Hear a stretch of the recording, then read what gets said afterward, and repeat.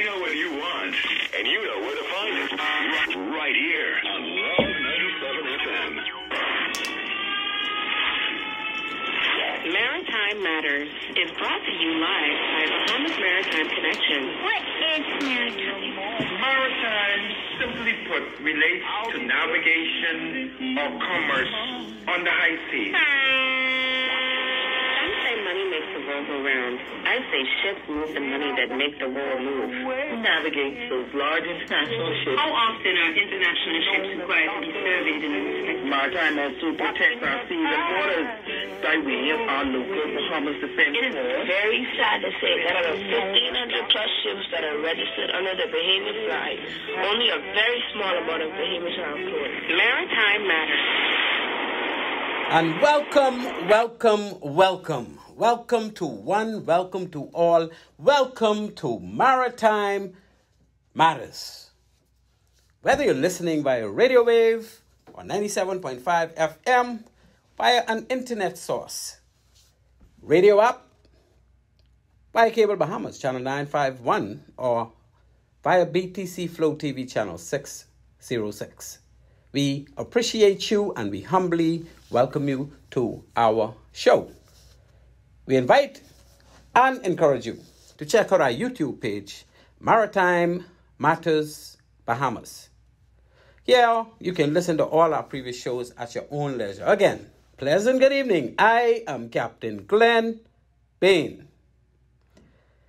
Welcome to show number 37. Tonight, we shall engage discussions on marine pilotage in the Bahamas. And we're going to go deep, and we're going to go deeper, and we're going all the way, people. This is going to be a show tonight. We're going to discuss how many pilots we have to bring in those huge internationally trading ships to the various docking facilities in the Bahamas. What are some of the various islands that those ships would call on to do their trade? How can one qualify to become a marine pilot? Why is the remuneration they receive so handsome? Why they make so much money? Oh, you all know it. They make money. I tell you people, pilots make money. Is it mandatory for ships to hire pilots? Which entity issues the licenses for you or me to become or serve as a marine pilot? Which entity is mandated by law to oversee pilots and pilots' apprentices? It's going to be lively. It's going to be provocative. Stay tuned, for we will discuss the full gambit of marine pilotage in the Bahamas. Our sponsors for tonight's show, same old. My good friends, my good cousin, my good family at One on One Pharmacy. You know the deal. When you walk in the door, they treat you like royalty. They ain't gonna wait till you're there to get that good treatment. They treating you like that now. Walk into the door, fill your subscription at the store, or send your refill via the online site, oneononepharmacy.com. All one word, all lowercase, One-on-One Pharmacy. Then you put a .com. The two locations are East Street South and Charles Sanders Highway. When you walk in the door, you're going to feel good. They got the whole litany. I want to say gambit again. So let's say gambit again. They got a whole gambit of anything you need pharmaceutical-wise. And then some. We are secondly sponsored by Bahamas Maritime Connection Limited. We call them BMC. You know, that's us. We provide the full slate of ISPS maritime security services.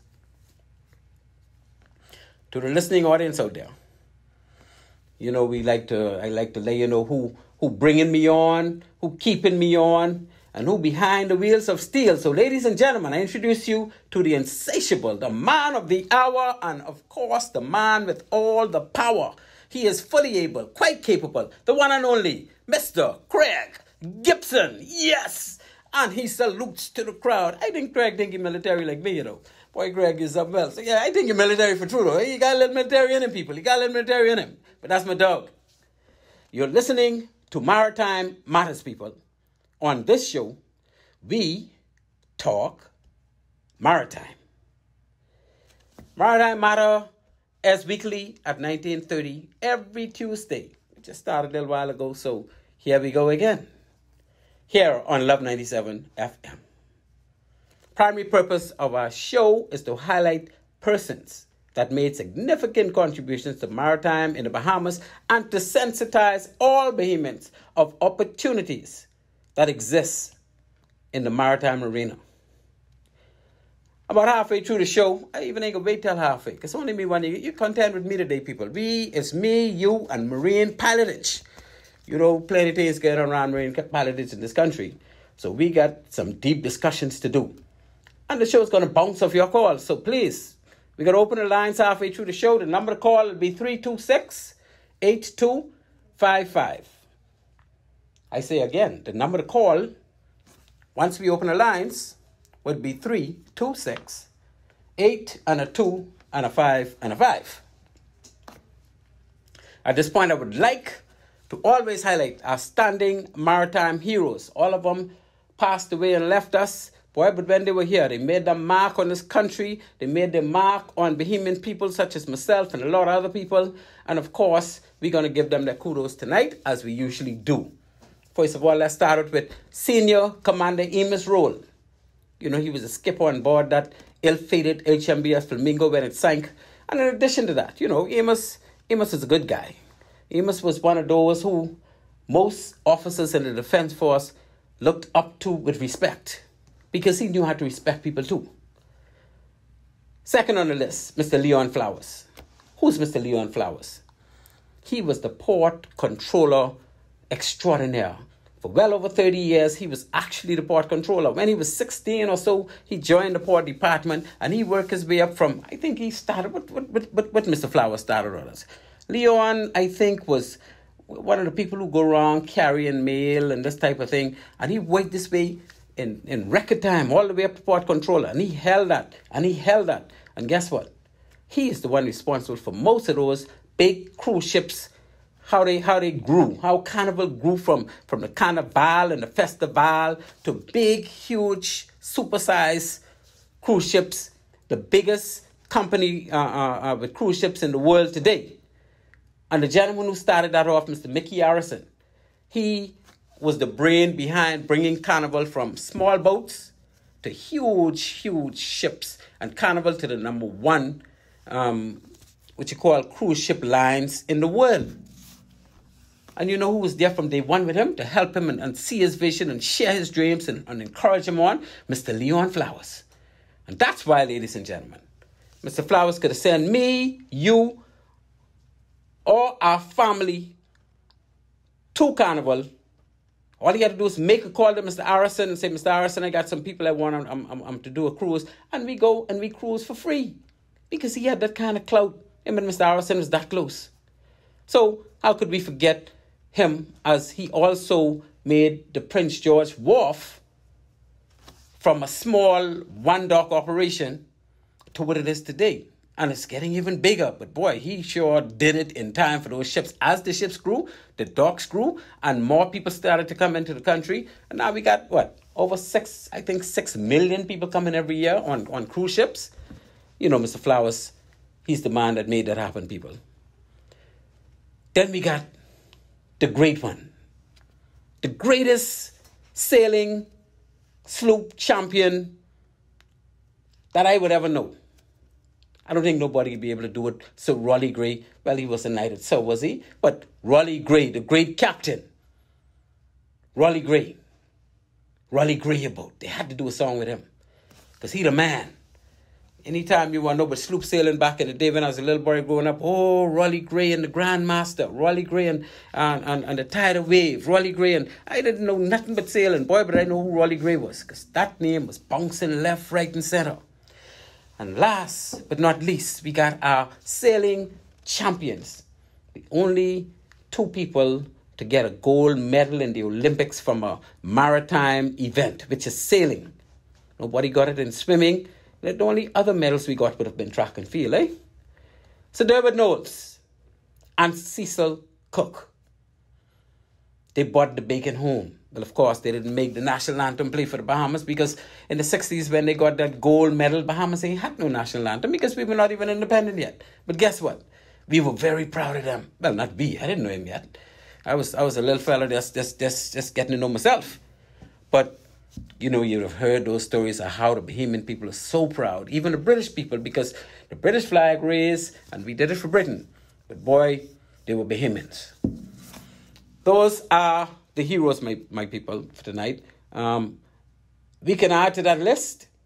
It's going to come from you, though. You're going to tell us who are other household names in Maritime that you think deserve to be on that list.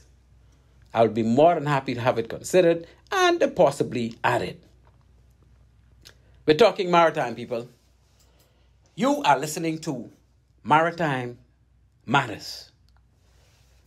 At this point, we move to our first break. And when we return, we will open up the phone lines to engage tonight's maritime discussion. Marine pilotage in the Bahamas. Don't you touch that dial, because you don't want to miss this one, people. Here we go. For all your maritime security needs, visit us today in Nassau at our East Street South location or in Freeport in the Kipling building. Call us at 392-3515 or follow us on all social media platforms. Bahamas Maritime Connection, your leader in maritime security. Let's help you make the connection. At One-on-One Pharmacy, our friendly staff is ready to serve you. Visit us today for all your prescription and over-the-counter needs at our East Street South or Charles Sanders Highway locations. We're open Monday through Saturday from 8 a.m. to 8 p.m. and from 9 to 4 on Sundays. In a rush? Send your refill scripts online at oneononepharmacy.com or ask about our convenient pickup service. One-on-One Pharmacy, providing personal health care with people at heart.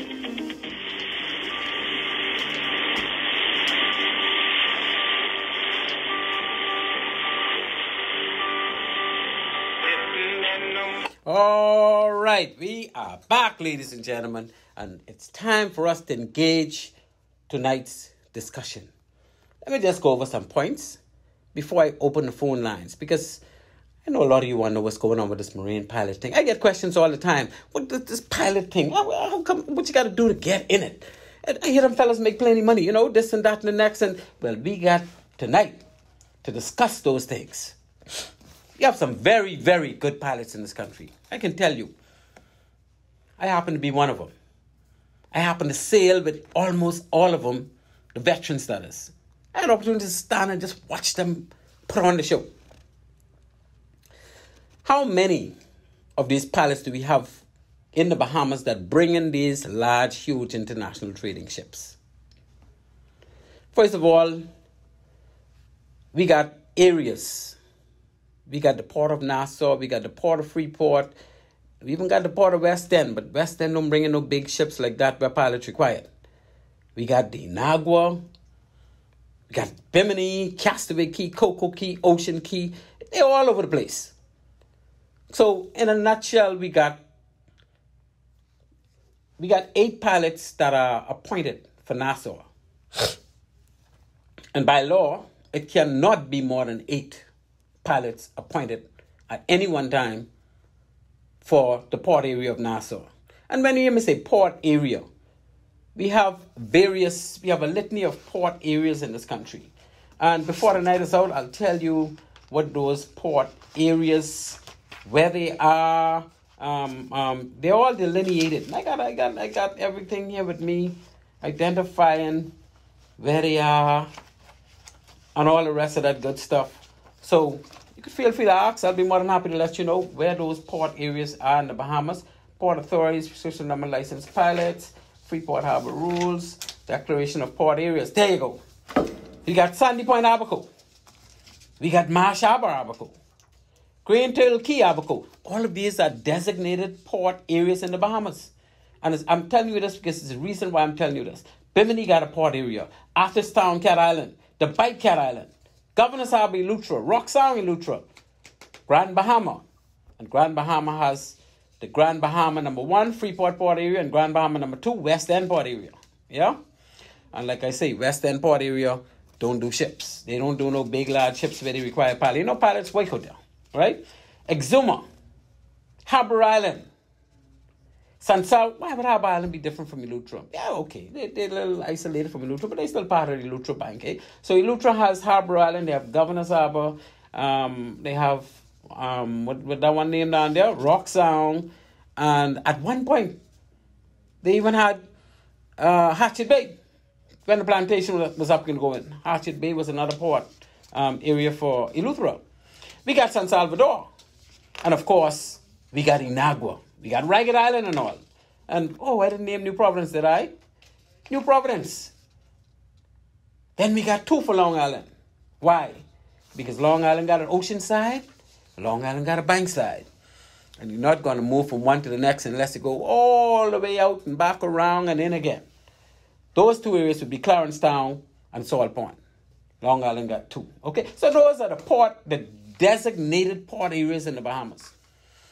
And when you get a license to operate in a port area, a B-class license, you operate in one of those areas. You can't. Now, when you get an A-class license, you could operate in any of those port areas as a licensed boat handler for domestic movements.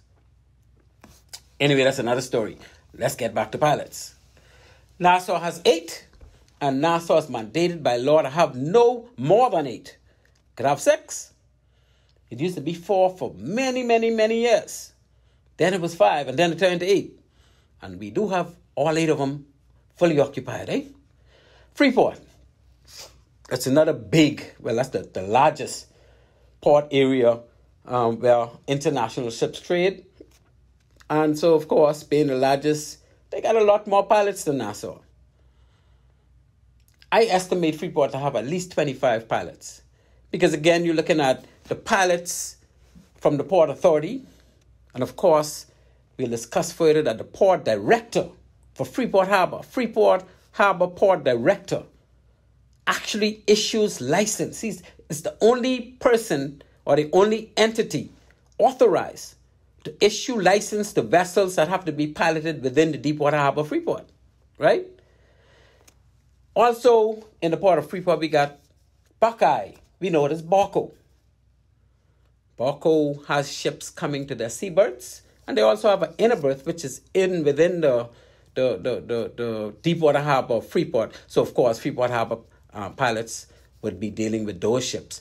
Buckeye has ships that go to they call it jetties. We could call them outer berths. We could call them offshore seaberths, whatever we want to call them. But when the big tankers come, that's where they go. So they need pilots.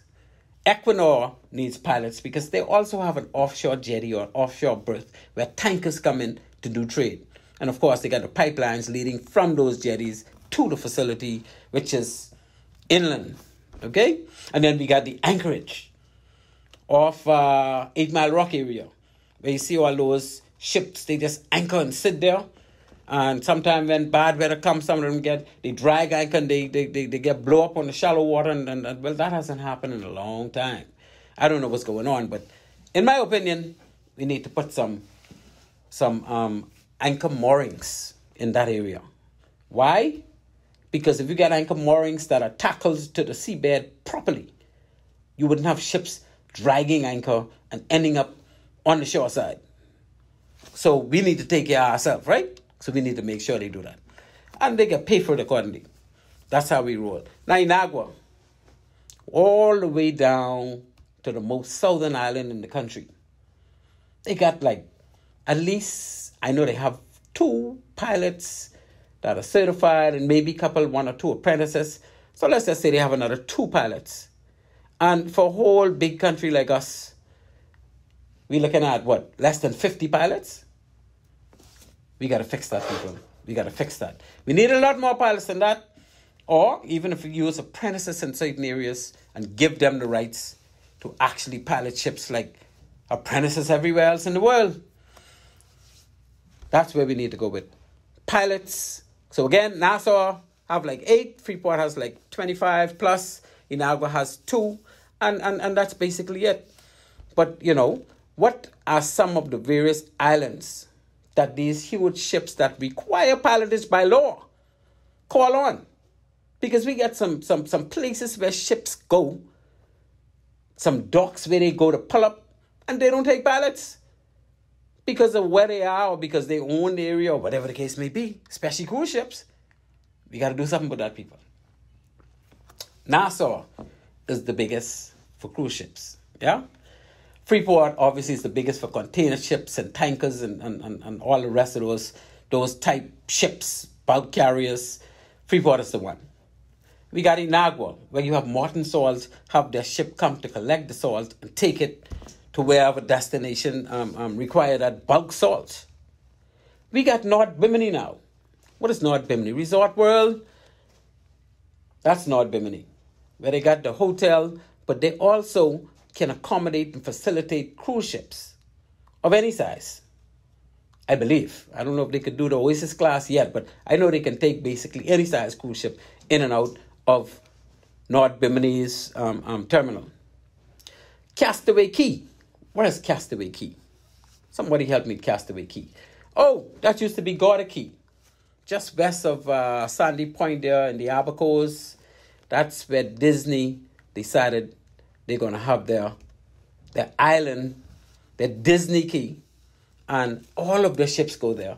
And they dock a ship there at least once a day. There may be one day of the week when you don't see a big Disney ship there. So Castaway Key has ships going in and out. But guess what? Those ships don't take no pilot. They take pilot everywhere else they go. How come they don't take pilot there? We got to discuss that too.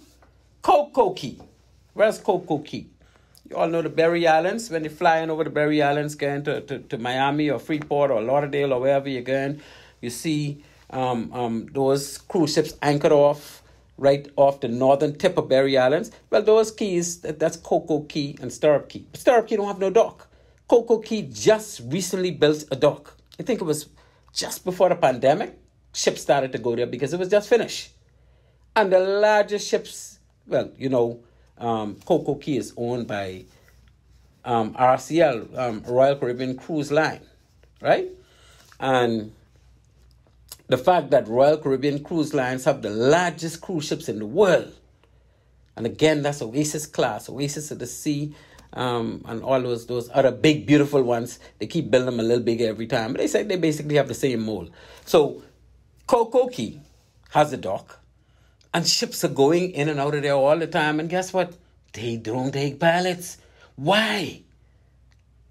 We're going to address that big elephant in the room. Because there's no reason why they should be coming in and out of our port without taking pilots. I don't care if they own the key. I don't care if they own the country. The law says you require to take a pilot. And then we got Ocean Key. I think it's I know it's owned by MSC. Cruise Lines. I don't know if they changed the name. I think it's still Ocean Key. But Ocean Key got ships going in and out on a routine basis. I know at one point they started to take pilots, then I think they stopped. Then they took some pilots again and they stopped. So how could they do what they want to do? If they're required to take a pilot, why are they not taking a pilot every single movement? I wonder why. Well, it ain't my job to find out. We'll address it as a group, and guess what? Somebody listening, they know something got to be done about it, and they have the position, the influence, and the ability to make those ships at Ocean Key take a pilot for every single move. It's all about money, people. They don't want to pay. This is in the U.S., they couldn't get away with it. If this is in Britain or any European port, they couldn't get away with it. Why here in the Bahamas they getting away with it? Somebody help me. I don't know. I may be wrong, but somebody call in and let me know. Now, I think we could open the lines. I got plenty more to talk about, but let's open the lines so that we can have some fun up in here. Number to call again, 326-8255. That's 326-8255. Right? We are talking marine pilots tonight. We are talking about where ships go that require to take marine pilots in the Bahamas. We're going to talk about mention how many pilots we basically have in the country, as the officials, the authorities like to say, in country. We got just under 50. some of the ports where they go, we know that they go to our major ports, and we're finding out now, we're discussing now that they also go to private keys or private islands or their own little operations. And we're finding out too that when they do that, they're not really taking marine pilots, because if I was them, I wouldn't take none either. That means I'd never pay for none, eh? Yeah, but that's an employment in this country. We need to have our pilots employed. Even if we need more pilots to cover those areas, somebody got to pay, because they are required by law to take a marine pilot. How can one qualify to become a marine pilot? And it's a worldwide thing, you know. You get pilots in every port worldwide where international ships come, they have pilots. Even if a ship is going in the Mississippi River, they got pilots for various parts of that river that are certified to take your ship all the way up to wherever you want to go in the Mississippi River. But we ain't dealing with no rivers up in here. We're dealing with big ports. We're dealing with big, expensive ships. And we should have, in my opinion, over 100 pilots in this country. In my opinion. Right? We should have over 100. We got under 50. We should have over 100. Because there are a lot of ships that are going in ports and coming out of ports that are required to take pilots by law. Say 30 tons. They're required to take pilots. But they're not taking any pilot because they can get away with it. And nobody is making sure that these people take pilots, because if something go wrong with those ships, I mean, we got to blame ourselves. Because we should have an expert. A pilot is an expert. He's a ship handling expert that has been apprenticing and learning to do this thing all of his career. And they should be able to do a better job than any captain on board a ship coming to bring a ship in and out of a particular harbor. And again, you got some really good captains who become pilots eventually too. And they can handle their own ship better than most. But, you know, if they go into the same port over and over and over again, that's a different story. But if they're coming to a port only occasionally, things can change. And if you have the pilot who's there all day, every day, bringing ships in and out, he's not going to make the kind of mistake that that captain might make, right? So now how do we qualify to become a pilot? We qualify by, first of all, being a ship officer. And not just a ship officer, a deck officer. What is a deck officer? What is a ship officer? We're talking about somebody who's certified already because they went to maritime school or they apprentice on board certain commercial ships. They worked on board and eventually went off to do certain courses based on the STCW code. They have a code, international code called the STCW, Standards of Training, Certification, and Watchkeeping for Seafarers, which provide you that you have to do various courses to get certain certification. So once you become certified under the STCW code as a deck officer on board a ship, and that is technically known as an officer in charge of navigation watch. That puts you in a position where you can serve on a ship as a navigator, right? And once you continue that trend, you can eventually become what you call a chief mate, which is the person next to the captain, and then a master, which is the captain.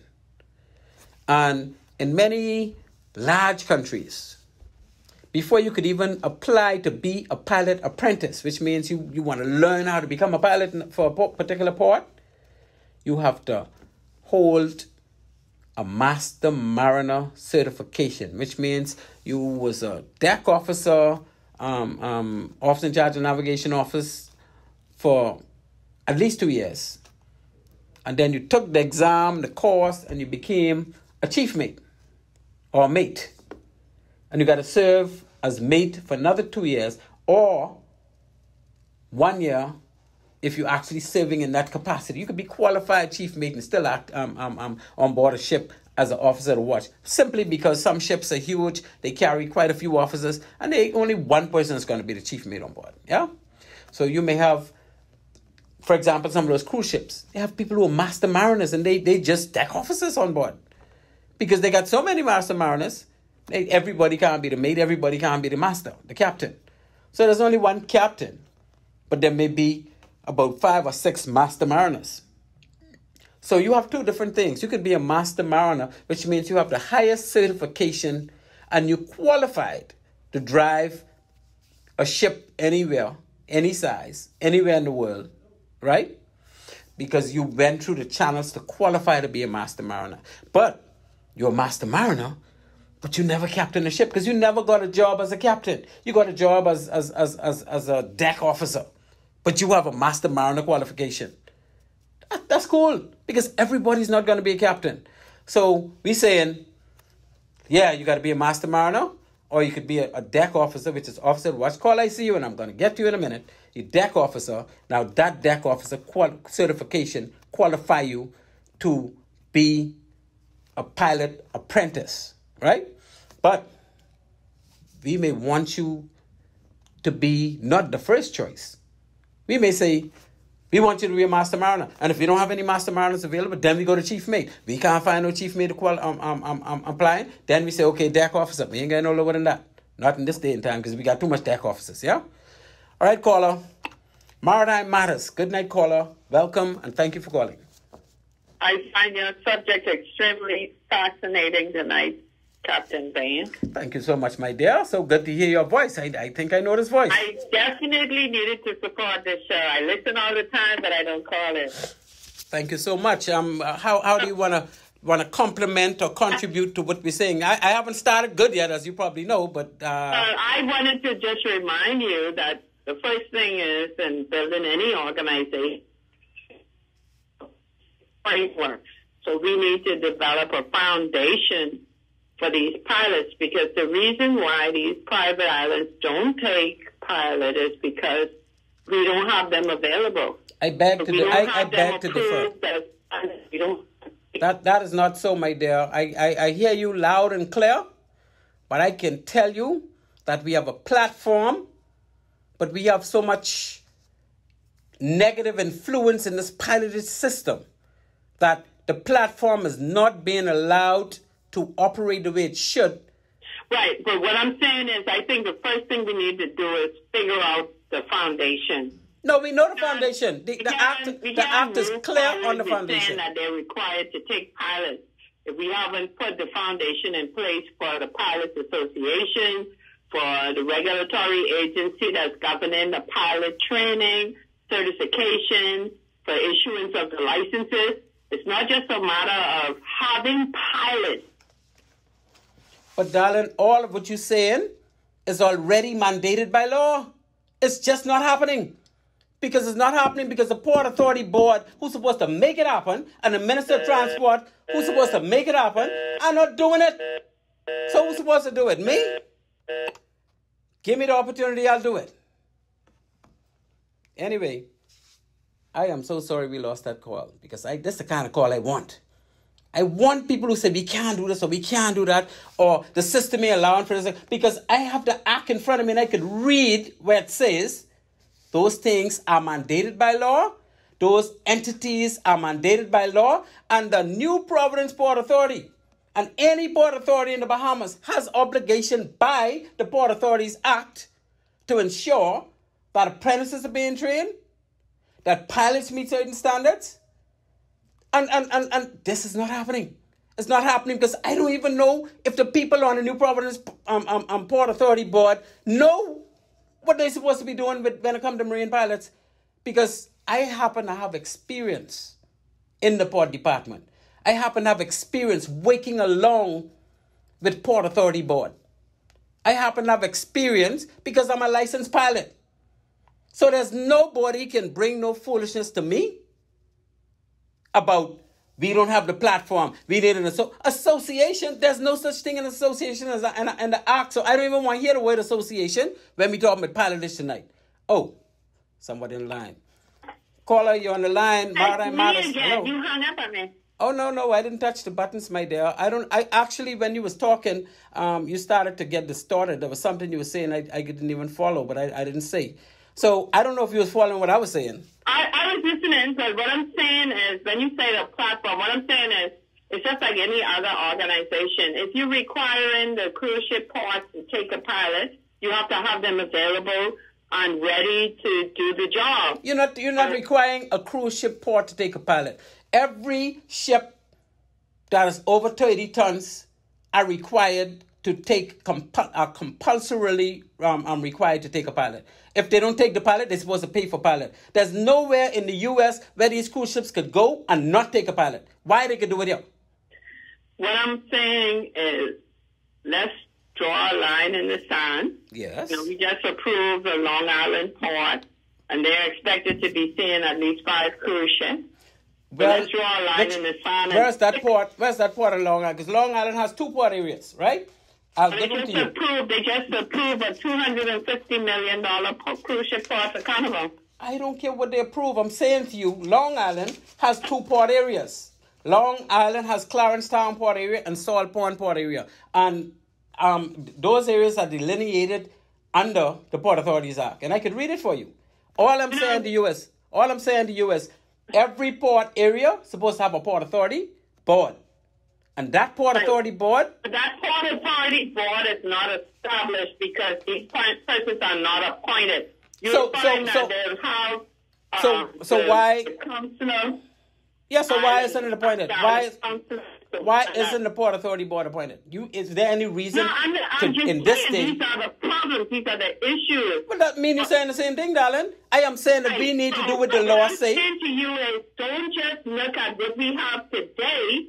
Let's draw a line in the sand, fix it from the foundational level, and then get these persons to train, to get licensed, to get certified, and then we'll have pilots available for the cruise ships especially to use their services. If you don't have them available, if they're not trained, if they're not competent, you can't just put them on a ship and just charge the cruise ship because it's a requirement. I happen to be a licensed pilot who can provide service to those. Establish your own association. I don't need it. Who said I need an association? Which law says I need an association? I am a licensed pilot. I am an association. A licensed pilot is a licensed pilot. You don't need no association to provide service as a licensed pilot. What association are you talking about? I'm saying that there needs to be structure. It is structured because for me to become a pilot, I had to go through certain things. And you need to close all the loopholes that the government will use to keep themselves from putting and implementing and enforcing the law that they require to have pilots. Yes, and the only people who can enforce that law is the government entities responsible, who happen to be the Port Authority for each port area. And there's absolutely not one single reason why in this country today we do not have Port Authority for every port area that's designated by this act. I know that this is a hot topic for you, right? Very hot. But I'm saying to let's reason. Reason. Yeah, but reason by law, don't reason by what we think. No, I'm saying that the reality of it is even though the law is in place, it should not apply. Yes, so we need to apply it and not have excuses why it ain't being applied. You still have to have the person certified, licensed, and approved by the government to provide the service. But we have people. I am one. So don't say we don't have. Well, are you doing it? But I am not doing it because the government doesn't have in place even a Port Authority board. For me to do it. Now, these ships are not coming to Long Island as yet, are they? Are they coming to Long Island? I'm going to listen, because you're obviously emotional about this. Oh, I am so emotional, my dear, because you don't know what I went through with this. I'm not going to aggravate the situation. I'm trying to look at what we have in reality versus what we could have. Well, let's try put in place what is provided for by law first. And if we want to add something to that, fine. But when you put in place what is provided for by law and you don't have the available talent, the government could always say, well, we got to do what we have to do to get the ships docked up. But the government don't. If they're docked up by the pilot or the captain of the vessel, it's because there's no persons that have presented themselves as license approved pilot. Sweetie, if the ship is told that they have to find a pilot, they will get their agent to find a pilot. Now, if you're telling me the agent can't find a licensed pilot, I can tell you that's hogwash. Because the agents all know that I am a licensed pilot, and they know that there are other licensed pilots. Are you available? If they call you today at 7 a.m. that one of the cruise ships are docking up in one of the cruise ship ports, Are you available? Are you going to fly there? How are you going to get there? You have to put the structure in place. No, you sweetie. have to have the persons available. No, listen to me. Just like everything else in the world, if the cruise ship know that they must have a pilot to bring in the ship, they will have things in place. Where do we begin? We begin with the cruise ship's agents. No, we begin with the cruise ship agents. If the cruise ship know that they need to get a pilot to make a maneuver, just like how they arrange to get the customs to clear their ships where they go, don't they get customs to clear their ship everywhere they go? Customs is an established body. So are the pilots. So are the pilots. The pilots are an established. That's required. Sweetie, every single Marine pilot is established and licensed. Yeah, but they may not be available. But you could say the same thing for customs and immigration. Or they may not be available. That's nonsense. Okay, I'm going to hang up. Yes, darling. Thank you so much for calling. And please feel free to call back as we move along. Right. Thank you. Bye. All right. We move on. How can one qualify to become a Marine pilot? You see, before I even go there, this is the mentality that I am not prepared to accept. That, we don't have enough people. Hey, if the cruise ship know that they can't get that ship in there without a pilot being available, their agent will approach the pilots and they will have arrangement made for somebody. Because the minute now, let's use, I want to say Nassau Harbor pilots, right? Or we could even say the pilots for the anchorage outside of Freeport Harbor. Or we could even use, we can't really use the pilots for Freeport Harbor simply because they are licensed by the port director of Freeport Harbor to pilot ships only in the Deepwater Harbor. That's the only thing he's authorized to give them.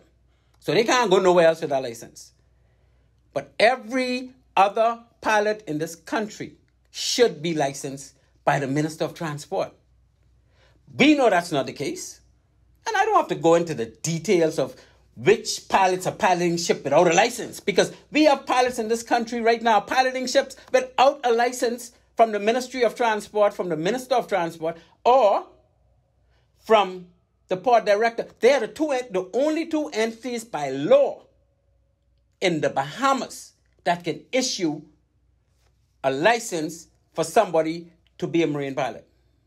And we have entities or persons in this country who are piloting ships based on certain organizations that ain't authorized to be issuing no license, that cannot issue a license to these people, and they're bringing in ships every day. We got to fix that.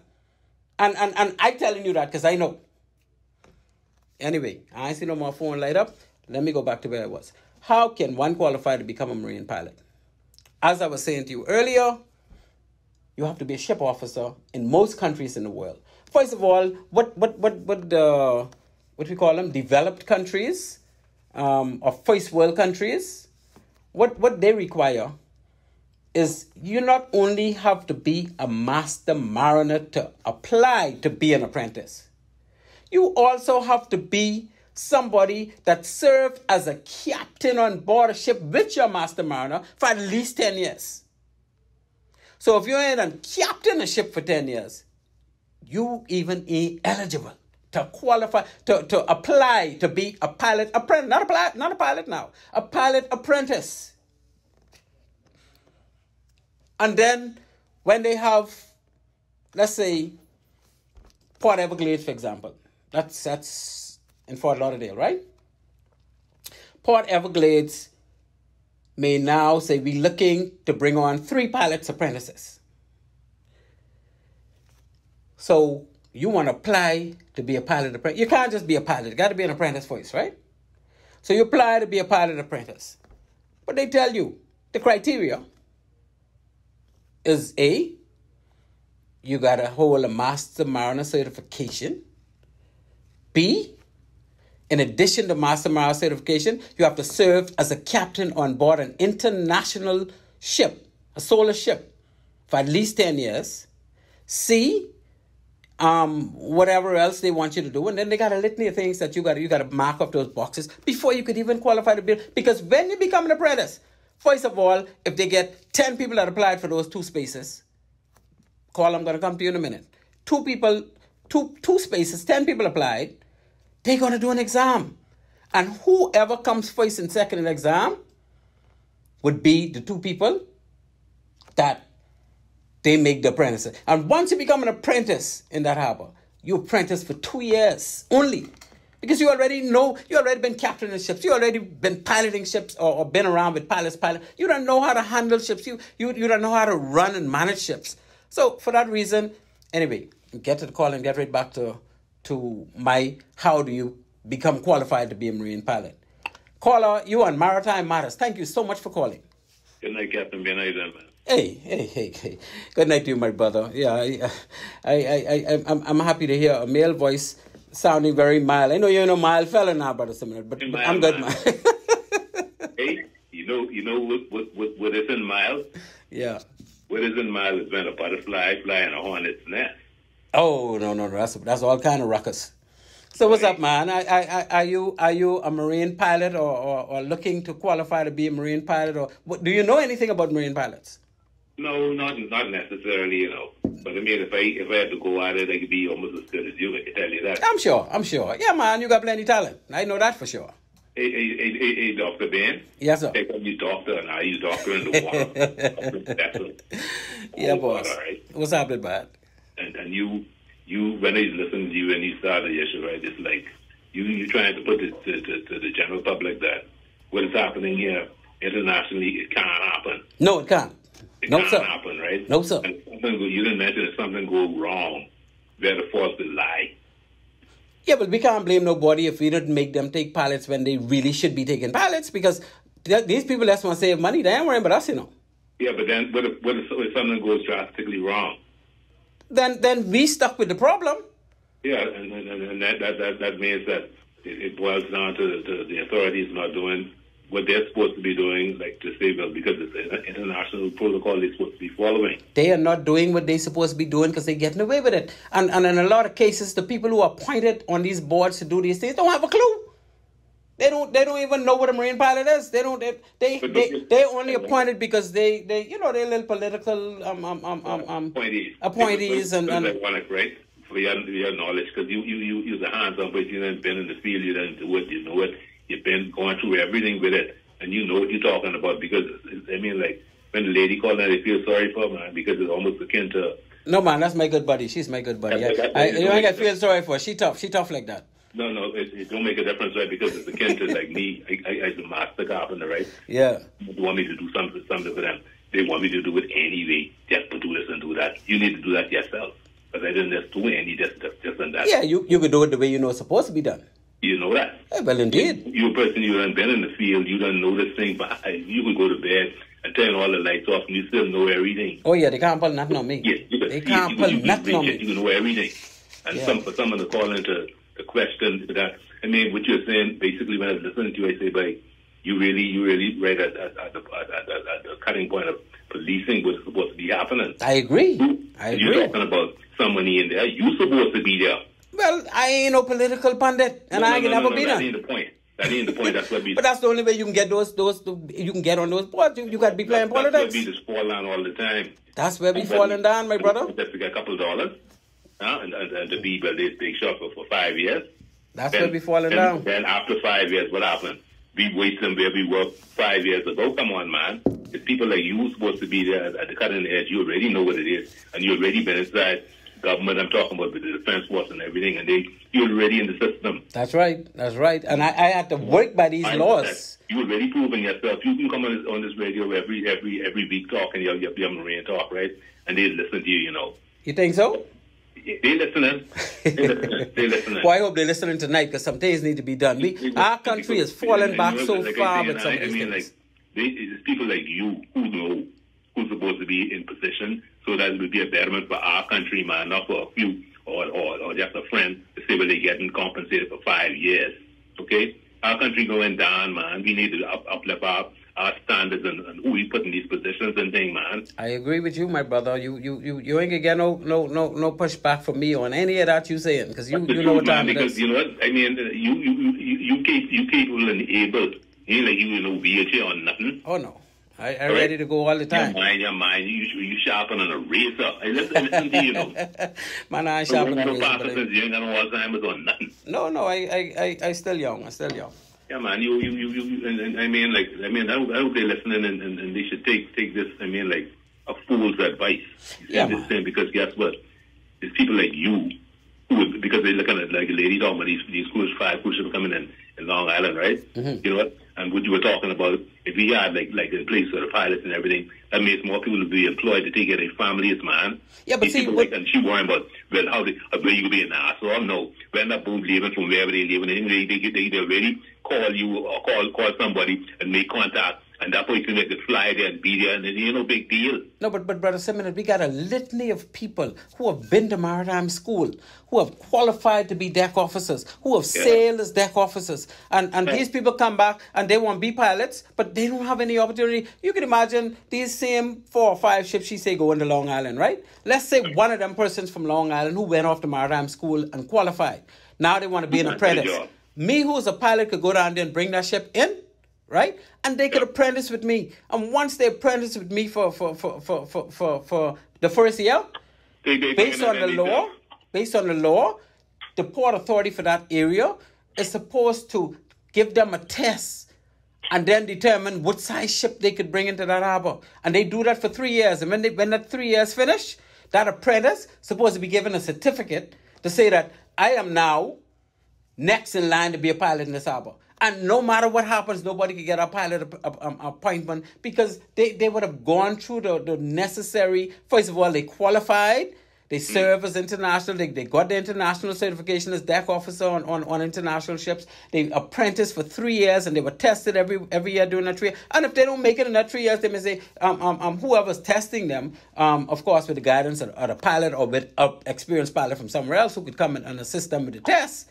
They could say, well, we think this person could use another couple months probably because they did this wrong or they did that wrong. So let's not clear them out yet, right? And this clearance happens all over the world. It happens in Freeport Harbor all the time. You start out with 350-foot clearance and you can't bring in nothing in the harbor. You're pilot apprentice now, right? Yeah. And then they move you to 500-foot clearance, and then anything up to 500 foot you could bring in for another year, and then they move you up to 700-foot clearance, 800-foot, until you unlimited cleared.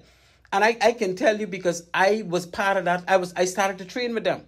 Mm-hmm. And we get the first female in the Bahamas who's a pilot for bringing in unlimited size ships inside a harbor, maneuver it, and put it to dock. We got other pilots who, females probably, who were pilots to take ships, push, on outer jetty, but to take it into the harbor. For 2 weeks, she don't play just like you, man. You know that to be playing. Man, we can't be playing with these people. We have reached a stage in our country where we need to start speaking to these authorities and basically mandate that they do things based on the law. And stop just fluffing. You understand? It's too much fluffing. Yeah. Yeah. Anyway, Brother Simon, I got another caller coming in on the line. I don't know if they call in both, but it'll be very nice to find out. You keep up the great work, man. You always have a good try. Listen to you every Tuesday, right? Yeah, every Tuesday. Yeah, I appreciate it, my friend. And let's keep in touch, man. Take care of yourself. Yes, thank you very much. Have a nice night. All right. Good evening, caller. You are on Maritime Matters and you're live. Thank you very much for calling. Captain Dan, I'm calling again, right? Yes, darling. Now you know you're my sweetie. I don't care what they say. See, people need to understand me and you are very close and we have a lot of respect for each other. I might run a little hot because of the topic. You know, I've not be emotional. What you say, darling? What I'm saying is, if we get to the foundation of what the problem is, we've identified what the problem is, right, when it comes to these pilots. I can call names as the persons that are illegally unlicensed piloting vessels in the various ports in Nassau. Well, yeah. But what I'm saying is, yes, there's a problem. Yes, there's neglect. People have ignored the law. But the only way that we can get this corrected is by putting in the infrastructure. The infrastructure is in the books. We need the Minister of Transport. No. We need the Minister of Transport and the Chairman of the Port Authority Board to do what the law says they're supposed to do, and we ain't going to have no more problem. Can I just make my point, and then you can you can elaborate. What I'm saying is we have a government that's in place right now that's interested in the trickle-down effect, or so they say, for everyone in this country to benefit from a maritime industry that we have developed over the years. What they waiting on to call me?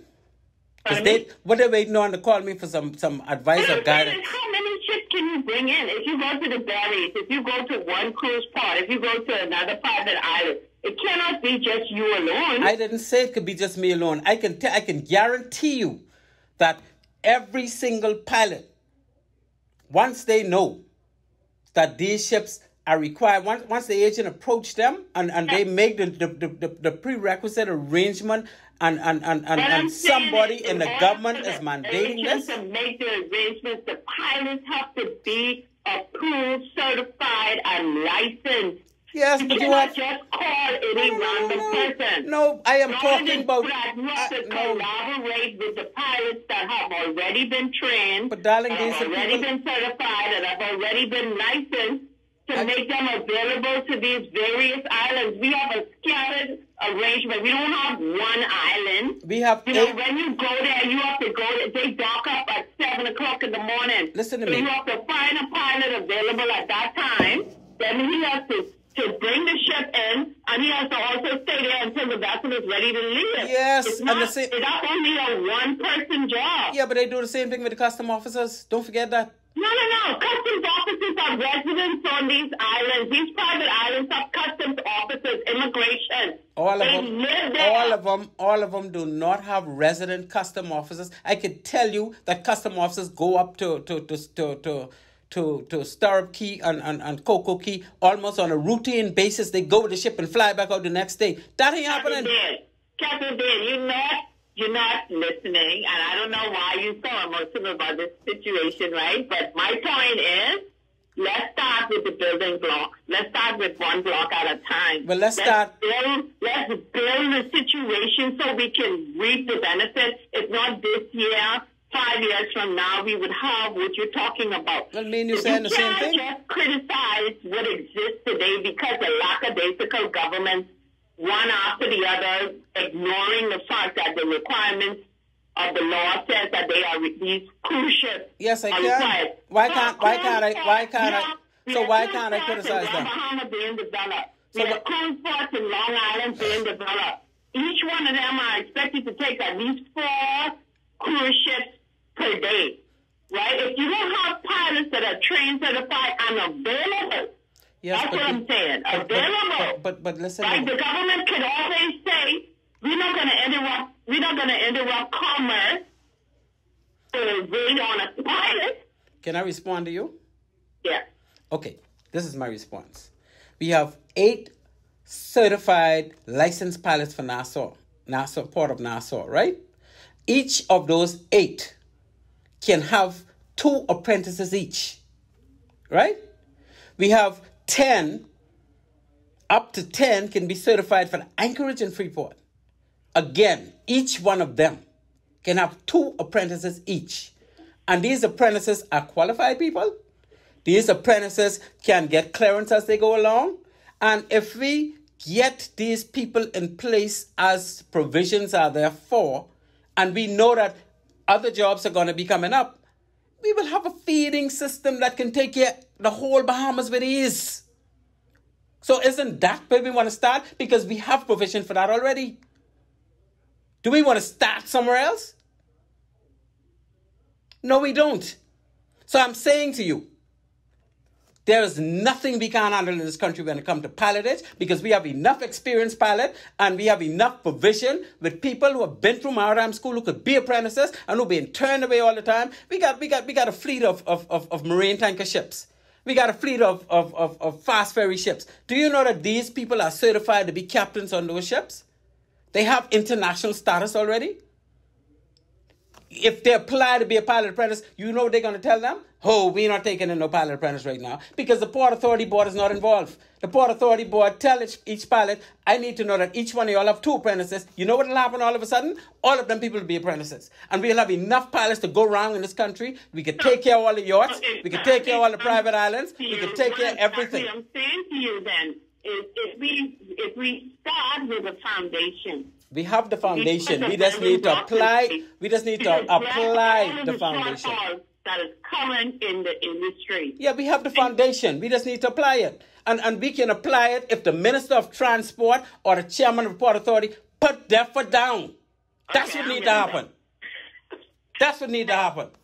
They put their foot down. I'm not arguing with you. I agree with you. Oh, good. But I just think that you need to focus on today. Let's draw a line in the sand. But that's where I am. I focus on what the law provides for today. This is outlined in law. I'll read it out.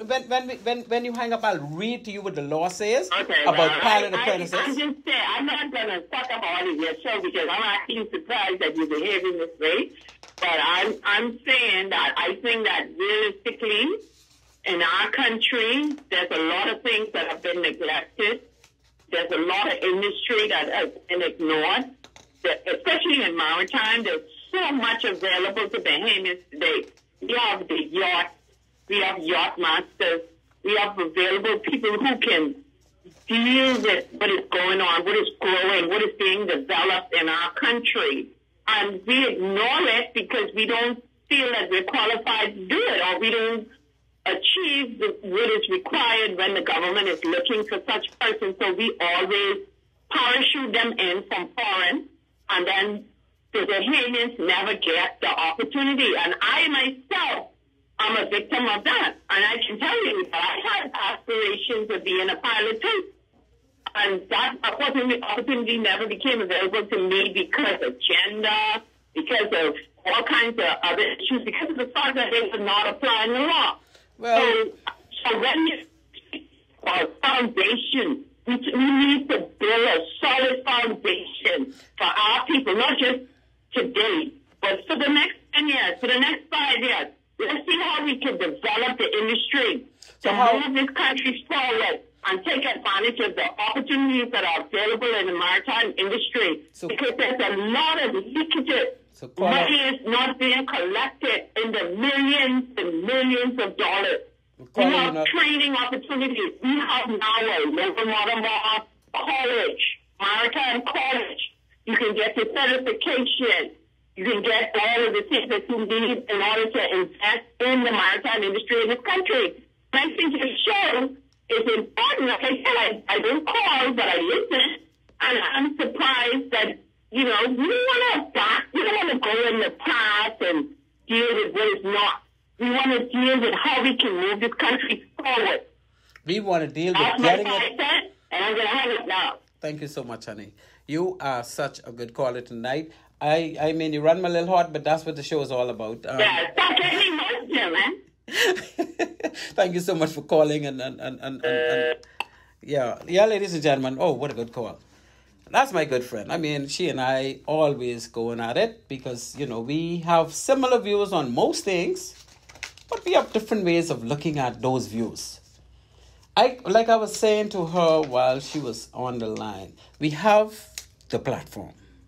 And we have many platforms, right? But the platform for marine pilots, for us to have enough marine pilots, and we have enough for what we do now.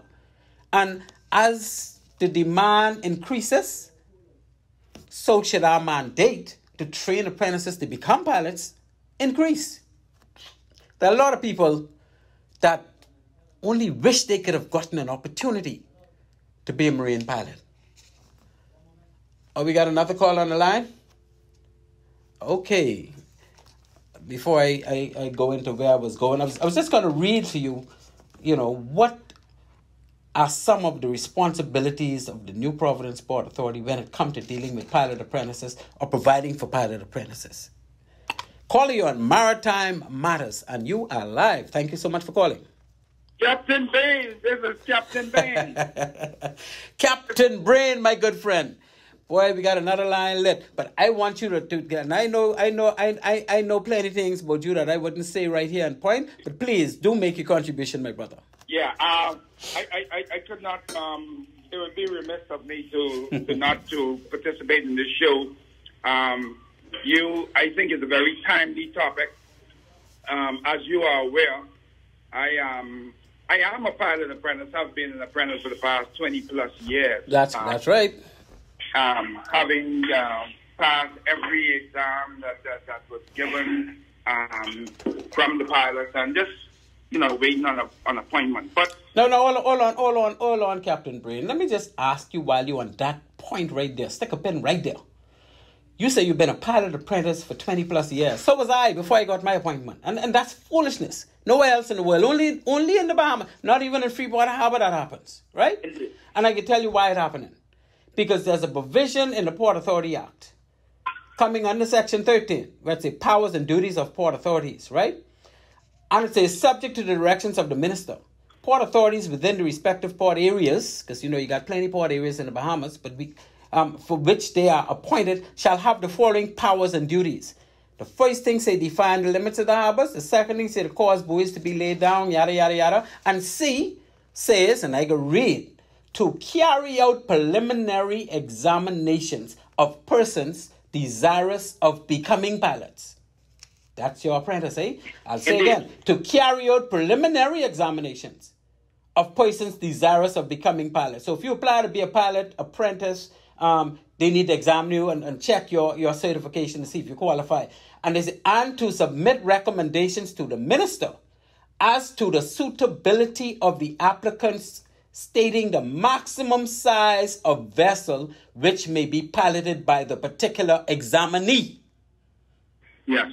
So what the board should have done, when you applied to be a pilot apprentice, they should have said, okay, he applied to be a pilot, he has so much experience, he could start off with 300 feet ships, right? Because you may have been the captain of a 300-foot ship. And after the first year, as a matter of fact, this goes on for like 3 years, right?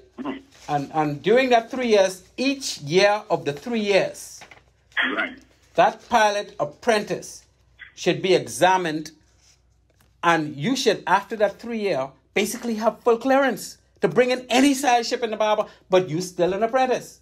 Yeah. But here it is, you did 20 years. Have you ever bought any ship in the harbor as a pilot or pilot apprentice? Well, in conjunction with, say... No. I say if you bought, right? Because they say they should say what size ship you can pilot. If you're piloting a ship, you don't need nobody on there with you. Just like pilot apprentices everywhere else in the world, I'm Captain Bain. Everywhere else in the world, including Freeport, as a pilot apprentice, you are bringing in ships on your own up to a certain size until you get full clearance. And we know, Glenn, we know the system that we have, that we have had for many, many years. As a matter of fact, so David brought me in, and I worked with all the pilots, and I'm not prepared to speak negative of anyone because all are duly qualified and all are respectable gentlemen as far as I am concerned, right? But we know the system. The system is such that as an apprentice, you can bring in a ship, but it's not going to be without one of the senior pilots on board. Even if they're just on board, because they are the persons who actually have the port-issued license. And speaking about the license, you mentioned we spoke a lot about the Port Authority Board, and we know that the board, the Port Authority Board doesn't. It's a political appointed board, and so I agree with you 100% when I say the government and the ministers need to address this whole situation. It starts with putting people who understand what pilotage is all about, what is the requirements and the like, and put in place a sensible board that can manage the affairs and to help the port controller to manage the affairs of the port department. And having said that, we recognize, and not to take away from anything that you would have said.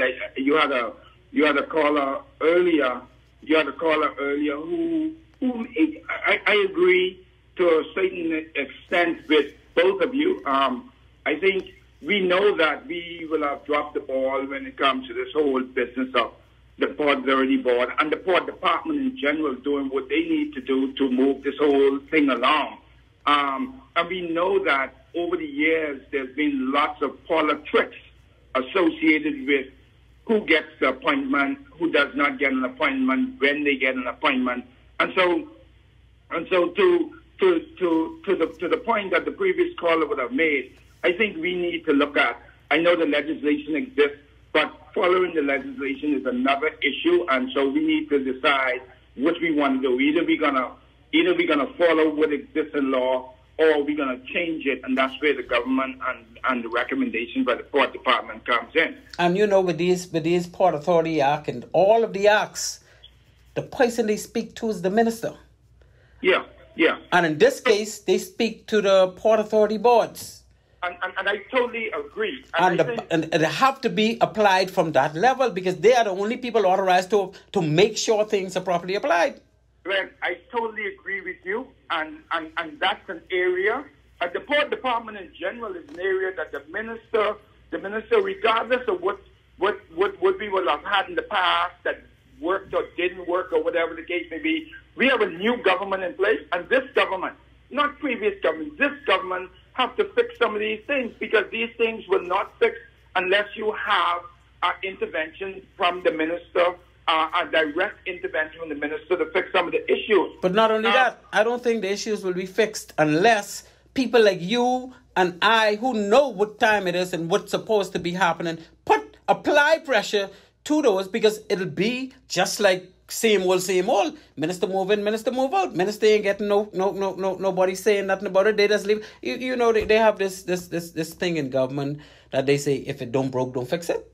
That's how they operate. So we need to broke some things.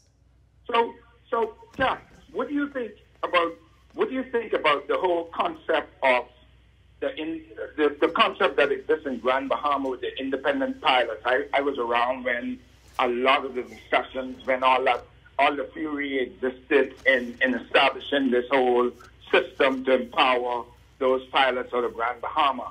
What do you think about a concept, just having another look at what we do in and around the Bahamas in general, and having a similar concept to not only empower more pilots, but also to ensure that there is more opportunities for persons who are interested in getting into this area of maritime. But like I said, the platform is already there. The minister have to put his or her, I'm not talking about no specific minister, because whoever's Minister of Transport according to the Act, have to put their foot down on the Port Authority Board, who has to put their foot down on the pilots and on the Port Department to make sure these things are in place.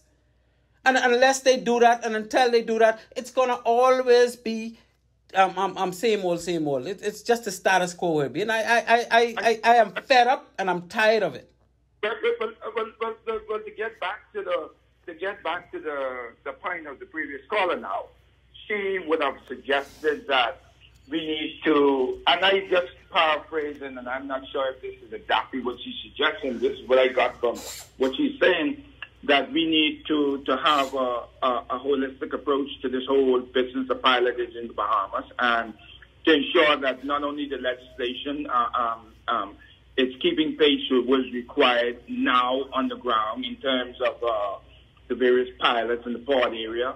I agree with you in that we have the amount of pilots, and if we apply the law, we should have the required amount of apprentices, or we could attract the required amount of apprentices to be able to service and the vessels that call on port areas in the Bahamas. But that wouldn't happen unless the minister and the chairman of the Port Authority Board with the Port Authority Board members put their foot down and do what they're supposed to do. No, and I agree. And so the point that I'm making is that it means that somebody has to sit down, or a group of people, whether it's port, whether it's government, whether it's a combination of the two, whether it's pilots, whether it's captains, whether it's just civil society interested folks, and ensure that firstly the legislation matches what we required in 2023. Yeah, but that can only happen if the minister mandate that to happen. That's not going to happen on its own. So maybe like I say, we just have to review that what exists now, and we also we also have to make sure that we have identified all the apprentices and what exists in our current talent pool, and we need to make sure that they're assigned to the appropriate pilotage areas based on whatever criteria we decide or the law mandates that is set. And we just need to get this thing going because. But the we you talking about has to be the minister, Captain. Right. And that's all I'm saying to you. Don't say we, say the minister. So at the end of the day, we calling on the current minister. Exactly. Well, whoever's the minister, the law is current. The current minister put pressure on the Port Authority Board to do what is required based on the act, and we're only asking them to apply the law. That's all. Right. So we calling out today. Today is 11th. Yes, sir. October. We're calling on our current minister to look at this whole business of marine pilotage in the Bahamas, and let's figure out a way to fix it once and for all. And let's fix it while there's some wait, and so that we pass this on to generations yet unborn a problem. Let's fix the situation that currently exists, and it's going to start with having that painful conversation of where we are, where we want to go, and how we decide and how we're going to get there. Well put, my friend. Well put. And that's exactly what I'm saying. So, anyway, we got two more callers on the line. Let me see if I can get to one of them. Time ticking. Thank you, and have a great continued listen. Yeah, thank you for that contribution, my friend. Caller, you on Maritime Matters. I apologize for that long wait. Anybody still there? Nope. Caller, you on Maritime Matters. Hello. You're live and kicking on Maritime Matters. My apology for having you wait so long. Can you hear me? Yes, sir. I can hear you loud and clear. How you doing, Captain Bid? I'm in top shape, my brother. Top shape and getting better all the time. A little hot under the collar, but that's what this is all about. You got Brent Williamson on the line. Oh, Brent, my good buddy. Brent, what's up, man? Brent, when we can fix these things? You part of that committee. You part of that committees that you and I discussed, supposed to make sure that these things happen, and these things are written in black and white. Brent, when we can get to this? I agree with you. A lot of things that you say in Glenn, for example, you're preaching to the choir, for example. You got to get the ball moving.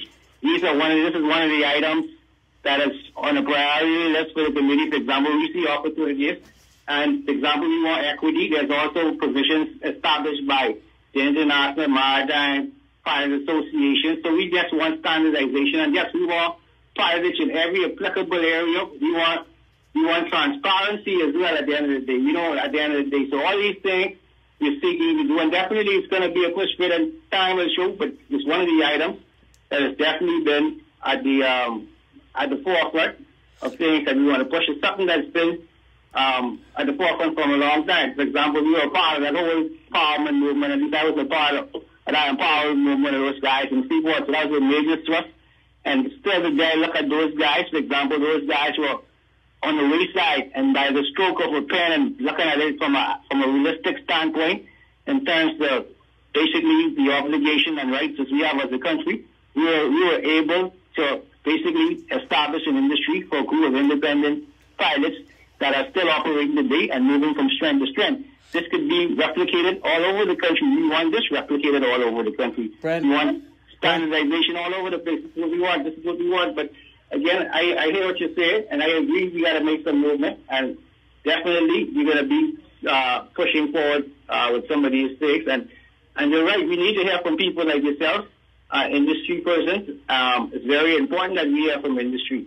But do y'all ever reach out? Do y'all ever reach out though? Because ain't nobody never called me. I have all this information. I know what the act say. I know what the board's supposed to do. I know what the minister's supposed to do. I live this. Nobody never called me for no guidance or not even a discussion. What's going on with that?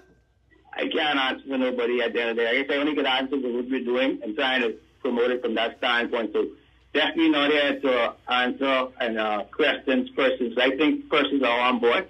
I agree. I agree. There's a frustration in terms of the development of this industry, and not only pilotage.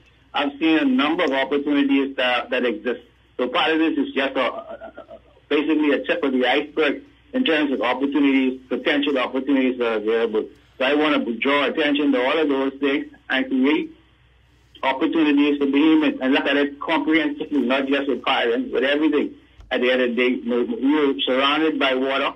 We brag, say we have the top ship registry, the top cruise port. We want to see this make sense in terms of opportunities for our people at the end of the day. So we want to turn all these things that are assets to the country and maximize the potential for the people of the Bahamas. I think that's got to be the objective. And I think collectively we need to sit down and see how we do that. And yes, we agitate. Yeah, but we know how to do it. Certain things on law that must be enforced. I agree, and we must keep at that. I've been pushing things for years, and I will continue to push things for years. And yes, sometimes I get frustrated. Many times I get frustrated, but I continue to push, and I urge you to do the same, my brother. Yeah, well, I'm not going to stop, my friend. I get a little old now, so as far as I'm concerned, another thing too, my time and my time, these guests have talk show, within a talk show. Other people want to talk to you, so I just say it. You got to have a time limit on some of these people, man. They talk forever. No, well, the thing about it... I moderated the time so you can get a good cross-section of people and they can always call back or whatever. Well, usually the lines, when the lines are lit, I normally get to the caller, and we don't lose hardly any calls on this show. Tonight I may have lost one caller so far, and I see the lines blinking again, so I got to throw you off so I could get to this. We all in this together. We got to continue to fight and promote this industry and try to promote opportunities. And yes, there are frustrations. There are going to be frustrations. No one ever said it's going to be easy. I know your parents ain't ever tell you that. So we got to keep pushing, step by step, inch by inch. Oh, see, now I don't lose that call. But Brent, I tell you one thing. I always appreciate when you call, and even when you come in here and hang with me, man. You don't throw me away. I tell you. Get down and be back. This is what you want to do. This one, call me 8 o'clock. They tell me definitely bye, go and do better, man. No, 7:30 every Tuesday, Brent. You don't need to put no reservation. But if you give me, like, for example, if you say next week, yes, jam, I could be there next week. We could jam. Man, you could come any week. Even if I got a guest, you could be in here with me. We could be living the guest together. Use my guest. I think we need someone to keep going even keeling likewise with me. So I think that'd be a good idea. Yes, sir. Well. Look like we lost that caller. But next week for sure I'll turn up, but definitely we want to continue to promote the industry and try and do some things. And definitely, like I say, not only with piloting, but we have all these ship repair yards and all these things, all these facilities in the Bahamas. We want to make sure Bahamians get opportunities. We want to make sure training is available.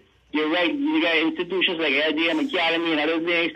They're planning on introducing other courses to help introduce Bahamians to the industry. So, yes, we need to maximize this industry. We are one country, and we have to definitely be committed to it. And we got to keep pushing forward. That's all we can do. We got to try to control the things that are in your power and have the wisdom to know the things that are not. But that don't mean you don't stop pushing. Well, I can watch you, Brent, because you're sitting in one of them big chair on one of them committee what's supposed to be able to make a difference. I'm sitting in a big chair. I think they should because in terms of the maritime aspect. And for example, I try to bring as much to the table as I can because, like I say, I take it personally. I think at the end of the day, it ain't just about us. It's about future generations at the end of the day. So years down the line, for example, I also do some courses with LJM. So it's good to see, like, when your proteges and young people come up through the ropes and attain certain things, and you start preparing the next generation, the future generations. The Indians are saying, it's whenever you make a decision based on 7 generations before you and 7 generations after. You got to focus on that 7 generations after to make sure they straight. I'm with you, my brother. Well, thank you for calling as usual, and we'll keep in touch, and we'll see how soon you get. I got a couple lines lit up. Let me try and get to them quick. Yeah, take care, my brother. Thank you, bro. Caller, you on Maritime Matters. Hello. Hi, it's me again. Yes, darling.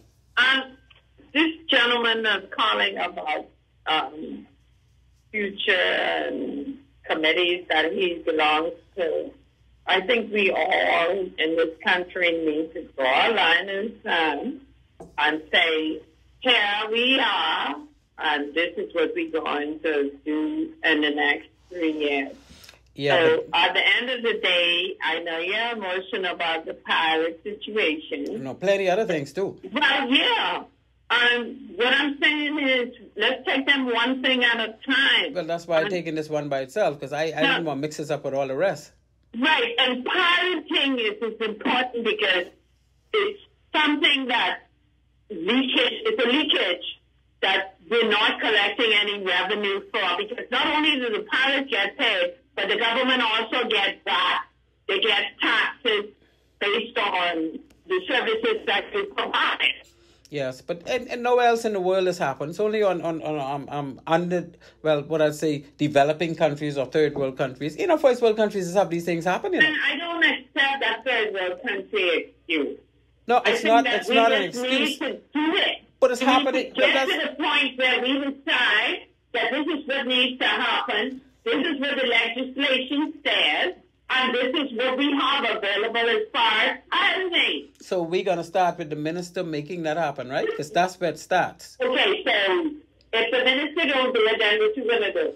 If the minister don't do it, then we finish. Because if the minister is responsible for doing that based on the act and the minister doesn't do it, it's not going to happen. Okay, so what I'm saying... That's why where we are now, because the minister is not doing it. Let's give her a comprehensive analysis of where we are today and where we expect to be in the next 5 years. I could do that in one phone call. Well, you're not doing it. I could do that in one phone call because I got a whole lot of my fingertips. What I'm saying is, don't listen to all these people blowing up your ass. I'm saying to you, we need to accept the fact that for the last 10 years, the pilot thing has been ignored. Right? We've not developed anybody. There's no apprentices. I believe there's already apprentices. You are absolutely right. So we now going to get the minister and the Port Authority Board to do what the act requires them to do. It's something that goes and comes. These people who the Port Authority Board have no clue as to what is going on in my return. Okay. Caller, I got one more call on the line. We got half a minute left. So I thank you. You really made my show tonight. I hope you be here next week because we may have to take this up one step further. Next week. We may have to do piloting again, or we may have to go, or we may have to go to something like surveyors for the domestic fleet. I think that's where we're going to go. And this is a very important issue. Yeah, I think it's going to be trading next Money week. is millions of dollars that's being bloodletted into this country. Thank you so much. Nobody is taking advantage of because the cruise ship port, when they develop a port in this country, they hire $1 million lawyers to do their research and development. The Bahamas is no clue. Well, I wanna take it up with some of these cruise ship ports and stuff eventually, but right now we are out of time. Let me go to this next caller so that I can wrap up. But again, I thank you so much for making the show tonight because you made some very, very good calls. You run me a little hot, but that's how we roll. That's how we roll. So, take care of yourself. Calling you on Maritime Matters. Hello. Thank you for calling. Hello. Yes. I have a one-liner. Go ahead, my brother. Before you wrap up, Captain Bain. And I just believe that, all this excuse about what we have not done in the last 10 years or whatever the case be, I don't believe in that. I believe that we have an opportunity now. We have a sitting minister now. We have an issue now. The law is clear on what the job of that sitting minister is, and it's currently in effect unless it's changed. And so we're going to hold the minister foot to the fire. The minister needs to do what the law says the minister ought to be doing. And there's no indictment on the minister because I think the minister, once she understands what needs to happen, she will do it and she'll do a very good job. But I think we need to address this now because the law exists now. And that's it. And we have a sitting minister now. All the things that need to fix. We can't fix everything on one stroke of the brush, but this is an issue that we can address, and we need to do it now. That's my point. Yeah, but you're not going to get any kickback from me on that, my brother. And that said, I don't think I could put it any better than that. We need to do what we need to do so that we can move things forward in this country, particularly in the maritime arena. That's where I am at. I'm in the maritime field. I've been in the maritime field all my career, from Defense Force to Port Department being a private ship manager with in Tamako Shipping, to being a port state inspector with the BMA, inspecting ships for 3 years, and to what I do now with Bahamas Maritime Connection with ISPS Port Security. And that's in those areas I will cover as best I could to keep the country going forward. And here is, well, be down 2 seconds, and my good producers allowed me to extend it beyond the 9 o'clock hour to another 3 minutes. So let me just close it by saying my sponsors again are Bahamas Maritime Connection Limited, that's us, and of course One-on-One Pharmacy. They are located on East Street South, Charles Sanders Highway. And one more shout out, my good friend Charles. Charles's birthday is tomorrow. Charles, happy birthday to you in advance. You can't say I've never been the first one to tell you. So ladies and gentlemen, with that, I say Maritime Matters out.